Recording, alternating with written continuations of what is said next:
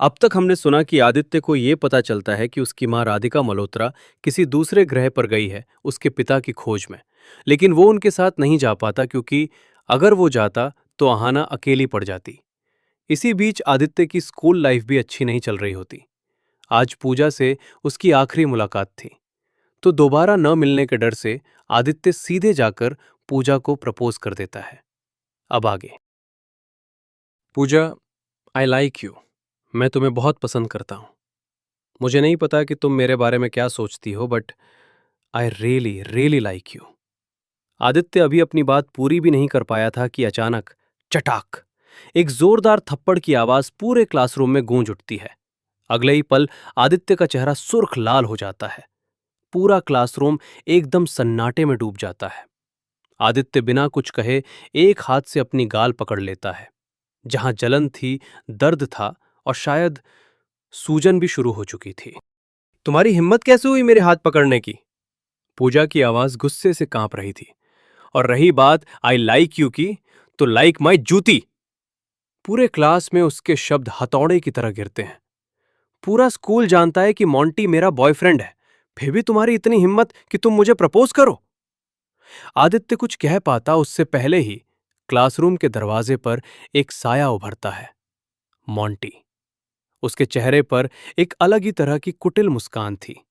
ऐसी मुस्कान जो किसी आने वाले तूफान का इशारा करती है। मोंटी आदित्य के पास आता है और जोर से उसे धक्का देता है। क्यों बे अंधे? उसकी आवाज में जहर घुला हुआ था। तेरी जिंदगी से मन भर गया है क्या, जो मेरी गर्लफ्रेंड को प्रपोज कर रहा है? पूरा क्लासरूम सांस रोके ये तमाशा देख रहा था। मोंटी आदित्य के और करीब झुकता है। उसकी आंखों में घमंड और नफरत साफ झलकती है। नाम क्या है तेरा? आदित्य? वो हंसता है। तो क्या खुद को आदित्य मल्होत्रा रियल वाला समझने लगा है? हीरो समझने लगा है खुद को? आदित्य चुप खड़ा रहता है, लेकिन उसकी आंखों में कुछ ऐसा है जो इस कहानी को यहीं खत्म नहीं होने देने वाला। तू फटीचर है और फटीचर का फटीचर ही रहेगा। वो तिरस्कार भरी नजर से आदित्य को देखता है। मेरी गर्लफ्रेंड की तरफ सिर्फ देखने की वजह से तेरी बस में बेइज्जती करवा रहा था। सोचा था उससे तेरा मन भर जाएगा, लेकिन नहीं भरा। तो अब थप्पड़ खाने भी आ गया। उसी पल आदित्य को सब कुछ समझ में आ जाता है। पिछले कुछ दिनों से बस का स्टाफ उसे जो परेशान कर रहा था, वो बदतमीजी, वो ताने, अब साफ हो चुका था कि इसके पीछे मोंटी ही था। मोंटी का पूरा नाम था मोंटी राणा। उसके पिता विक्रम राणा देश के सबसे बड़े कॉरपोरेट समूहों में से एक स्टार ग्रुप के लिए काम करते थे। यही वजह थी कि राणा परिवार का नाम सिर्फ रसूख नहीं, पावर का दूसरा नाम बन चुका था। और उसी पावर के सहारे मोंटी पूरे स्कूल में हर किसी पर धौंस जमाता था। टीचर्स हों या स्टूडेंट्स, सब उससे दूरी बनाकर रखते थे। शारीरिक रूप से भी मोंटी काफी मजबूत था। लंबा कद, चौड़ा सीना और आंखों में भरा हुआ घमंड। स्पोर्ट्स में उसका नाम चलता था। हर मैच में, हर ग्राउंड पर। ताकत, पहचान और पहुंच, तीनों का घमंड उसकी चाल में साफ दिखाई देता था। मोंटी गुस्से से दहाड़ता है। देख, तू जीरो है और जीरो ही रहेगा। तेरी औकात ही नहीं है हमसे बराबरी करने की। वो एक पल रुकता है, फिर तिरस्कार भरी हंसी के साथ आगे बोलता है। और अगर फिर भी तुझे लगता है कि तू मेरी बराबरी करेगा, मेरी गर्लफ्रेंड को प्रपोज करेगा, तो मैं तुझे एक मौका देता हूं। पूरा क्लासरूम सन्नाटे में डूब जाता है। एग्जाम खत्म होने के बाद तू भी स्टारलाइट यूनिवर्सिटी में एडमिशन ले और वहां होने वाले किसी भी स्पोर्ट्स कंपटीशन में मुझे हरा कर दिखा दे। मोंटी की आंखों में चुनौती और घमंड दोनों थे। अरे ये क्या बोल रहे हो मोंटी? मोंटी का एक दोस्त बीच में बोल पड़ता है। ये वहां की फीस भी दे पाएगा जो इसे एडमिशन मिल जाए? उसकी बात पर क्लासरूम में हल्की सी हंसी गूंज जाती है। एक ऐसी हंसी जो सवाल नहीं, तिरस्कार थी। आदित्य कब से ये सब सुन रहा था। हर शब्द, हर ताना उसके अंदर कुछ तोड़ता भी जा रहा था और कुछ गढ़ भी रहा था। अब उसकी सहन शक्ति की सीमा टूटने लगी थी। वो सीधा खड़ा होता है और पहली बार उसकी आवाज में डर नहीं, यकीन होता है। मैं जरूर हराऊंगा तुझे। पूरा क्लासरूम उसे देखता रह जाता है। नाम याद रखना, आदित्य मल्होत्रा। इतना कहकर आदित्य बिना पीछे देखे वहां से चला जाता है, जैसे ये सिर्फ एक जवाब नहीं, एक वादा हो। आदित्य घर पहुंचकर सबसे पहले खन्ना अंकल को कॉल करता है और सारी बातें बताता है। फिर बोलता है कि मुझे भी इग्नेस ग्रह पर जाना है, अपनी मां को ढूंढने और अपनी फिजिकल कंडीशन को सही करने। खन्ना अंकल ये सुनकर परेशान हो जाते हैं और आदित्य को जाने से मना करने लगते हैं।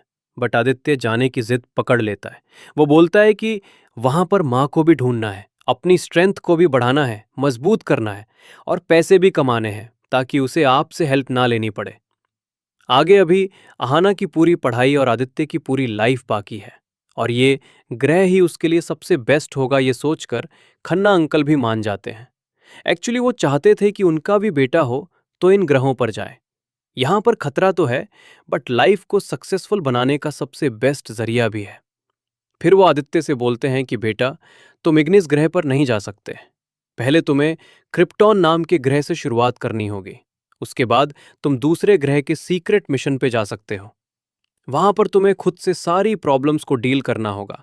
जितना तुम सोच भी नहीं सकते, उससे भी ज्यादा खतरों का सामना करना पड़ेगा। आदित्य उनकी हर एक बात को ध्यान से सुनता है। तब उसे पता चलता है कि कोई भी व्यक्ति जब सीक्रेट मिशन पर जाता है तो उसे सबसे पहले क्रिप्टॉन नाम के ग्रह से शुरुआत करना पड़ता है। जाने से पहले हर एक व्यक्ति का स्ट्रेंथ लेवल 1 से 2 के बीच होता है।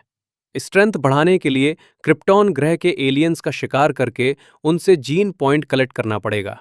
लेकिन प्रॉब्लम यह है कि शिकार करने के लिए वहां पर कोई भी मॉडर्न तकनीक का यूज नहीं कर सकते हैं, जैसे बम या बंदूक। कोई भी टेक्निकल चीज का यूज नहीं कर सकते हैं। हाँ, तुम कराटे मार्शल आर्ट के बल पर या फिर पुराने जमाने के हथियार जैसे तीर, धनुष, तलवार और चाकू का इस्तेमाल कर सकते हो। अगर अभी भी तुम जाना चाहते हो तो तुम्हें पहले 10 से 15 दिनों की ट्रेनिंग लेनी होगी, उसके बाद तुम जा सकते हो। इतना कहकर वो कॉल कट कर देते हैं। तो दोस्तों, आपको ये कहानी कैसी लगी? अब सवाल ये है, आगे इस कहानी में क्या होगा? क्या आदित्य अपने इस अनोखे यूनिवर्स के रहस्यों को समझ पाएगा? और सबसे बड़ा सवाल, क्या इस यूनिवर्स का आदित्य कभी मिल पाएगा शूरवीर के वीर रहेजा से? इन सवालों के जवाब अगले एपिसोड्स में सामने आएंगे। अगर आपको डॉलर एक शूरवीर की ये शुरुआत पसंद आई हो तो वीडियो को लाइक जरूर कीजिए और ऐसे ही रोमांचक एपिसोड्स देखने के लिए चैनल को सब्सक्राइब करना मत भूलिए, क्योंकि अगला एपिसोड पहले से ज्यादा बड़ा, ज्यादा रहस्यमय और ज्यादा धमाकेदार होने वाला है।